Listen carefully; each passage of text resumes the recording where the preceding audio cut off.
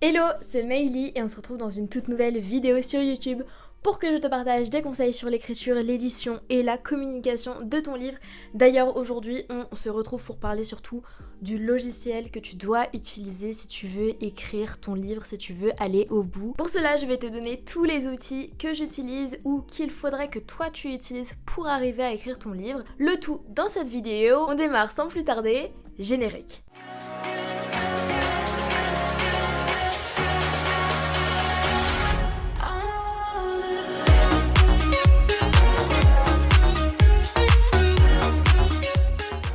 Avant d'aborder les deux points importants de la vidéo, je tiens à te dire qui je suis. Pourquoi ? Parce que ce sera mieux pour toi que tu comprennes voilà, qui te parle, qui est en face de toi. Je m'appelle Meili Chen, ça fait 4 ans que je suis auteure. J'ai écrit un livre qui s'appelle La confiance fait tout quand j'avais 16 ans et j'ai écrit un dernier livre sur l'écriture, l'édition et la communication d'un livre. C'est un livre qui s'appelle Le pouvoir d'un livre. Tadam ! Tu as dedans toute ma méthode si tu veux en savoir plus, tu peux le commander.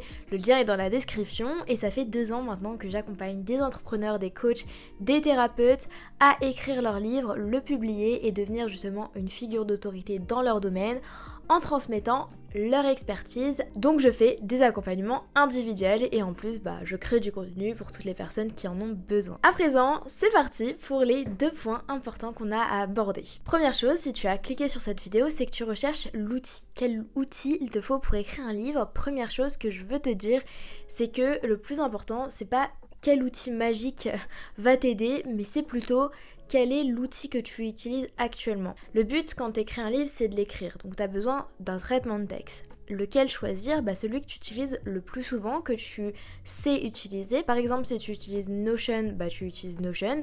Si tu utilises Note dans le iPhone ou peu importe, tu peux l'utiliser. Si c'est Google Doc, tu peux aussi. Si c'est Word, tu peux aussi. En fait, c'est l'outil, le logiciel qui va déjà te produire des résultats au quotidien parce que c'est ce que tu utilises.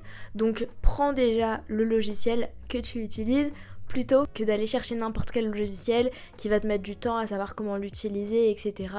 Et c'est vrai que ça peut être un frein en fait aussi de trouver un nouveau logiciel, d'apprendre à le prendre en main. Pense juste à utiliser celui que tu as sous la main. Donc je t'invite à utiliser un traitement de texte et en second un logiciel où tu vas pouvoir mettre en forme tes idées. Ça peut être des mind maps, ça peut être des listes à puces, ça peut être des dessins, je sais pas, ça dépend de toi. Ça peut être du papier, t'as pas besoin de logiciel pour mettre en forme tes idées, mais je trouve que c'est bien d'avoir un autre logiciel où tu vas avoir entre guillemets toutes tes notes.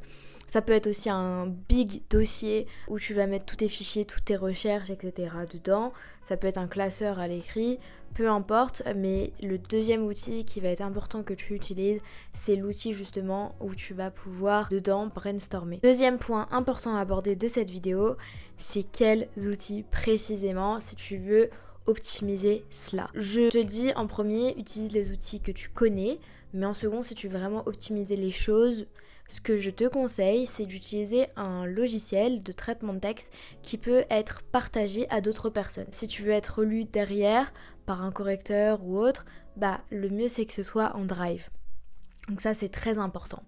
Donc moi j'utilise par exemple Google Drive avec les auteurs qu'on a et ça se passe très bien parce qu'on peut commenter. Word aussi le fait avec OneDrive, donc ça dépend vraiment des logiciels. Le plus important c'est qu'ils soient partageables, que tu aies les outils de mise en forme, gras, police, même si pour la mise en page après je conseille toujours Word, c'est vraiment le mieux. Et voilà, j'aurais pas plus de trucs à dire. Et pour les outils après de brainstorming tout ça, moi je te conseille Xmind ou MindNode ou alors Miro.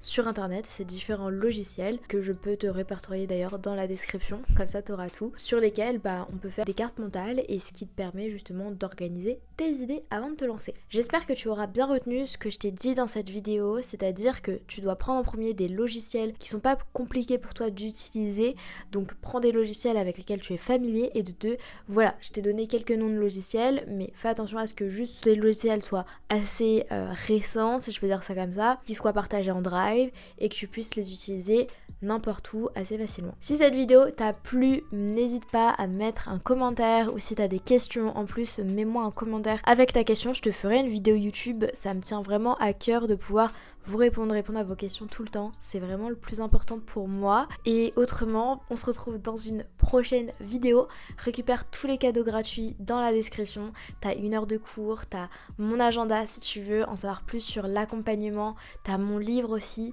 t'as tout dans la description, donc jette-y un petit coup d'œil et sinon on se retrouve très prochainement dans une vidéo pleine de valeur. Je te souhaite une excellente semaine, c'était Maëlie, ciao.